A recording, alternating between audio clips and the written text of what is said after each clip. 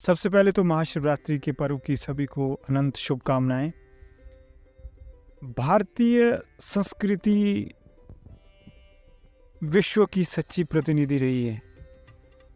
हमारे पर्व, हमारे त्योहार, हमारे मेले कुछ ना कुछ संदेश लेकर आते हैं। हमारा भी यही प्रयास रहता है कि किस तरह से जो हमारे पर्व है इनसे कुछ सीख ली जाए और सब तक पहुंचाई जाए, इनसे कुछ सीखा जाए और जन कल्याण के कार्य किए जाए।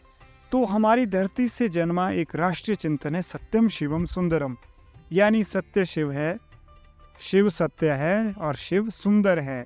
तो यह राष्ट्रीय चिंतन, मैं कहूँगा कि यह एक वैश्विक चिंतन है। अब आप पूछेंगे कि किस तरह से है। वो इस तरह से है कि इस राष्ट्रीय चिंतन में वैश्विक मानवीय मूल्य समाये हैं, जैसे कि सत्य का मूल्य है, सौंदर्य का मूल्य है।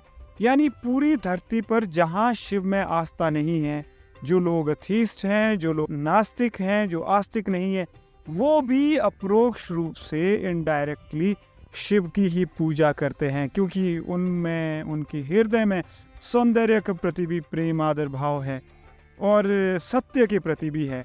तो यह एक ऐसा विचार है, यह राष्ट्रीय चिंतन एक कल्पना नहीं है, कपोल कल्पना नहीं है, बल्कि राष्ट्र के उदात्त चित्त से जन्मा राष्ट्रीय चिंतन है।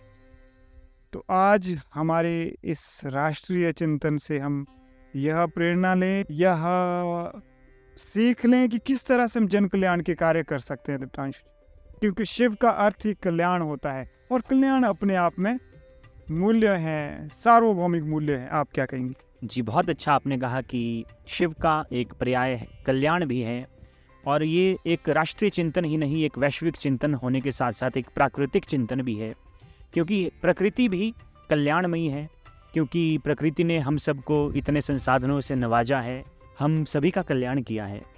तो कल्याण जो है एक प्राकृतिक चिंतन भी है, और इस चिंतन के साथ हम आज की संवाद का समापन करते हैं और सभी से यह प्रार्थना करते हैं, यह आग्रह करते हैं कि अपने भीतर झांके और अपने भीतर छिपे हुए शिव तत्व को उजागर करें और उस तत्व का चिंतन करें। धन्यवाद।